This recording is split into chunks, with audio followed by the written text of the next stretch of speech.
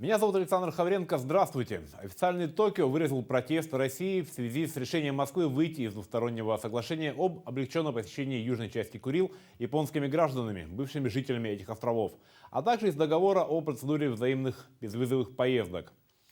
Генеральный секретарь Кабинета министров Японии заявил, что это решение сильно ухудшит отношения между странами, и ответственность за ухудшение японско-российских отношений целиком ляжет на Россию. Программа безвизовых обменов началась еще в 1992 году на основании межправительственной договоренности об улучшении взаимопонимания двух народов и государств. С тех пор в Японии побывало около 10 тысяч жителей островов Итуруп, Кунашир и Шикотан, а южную часть Курил посетили порядка 20 тысяч японцев. В сентябре 2017 года Москва и Токио в соответствии с договоренностью на высшем уровне организовали первый чартерный рейс на южные острова Курильского архипелага для их бывших жителей с целью посещения могил предков.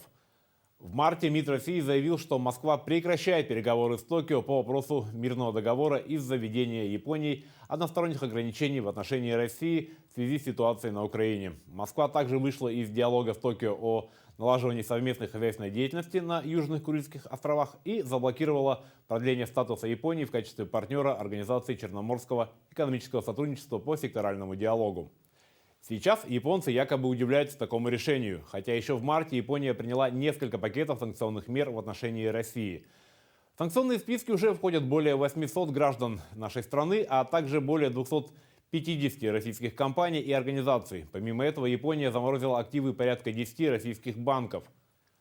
В списке запрещенных к экспорту товаров и технологий оказалось более 300 наименований, среди которых полупроводники, оборудование для обеспечения морской и авиационной безопасности, телекоммуникационное оборудование, средства связи, продукция военного назначения, включая оружие, нефтеперерабатывающее оборудование и так далее.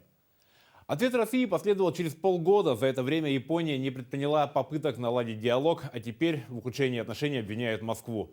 Вот такая японская логика. Всего доброго.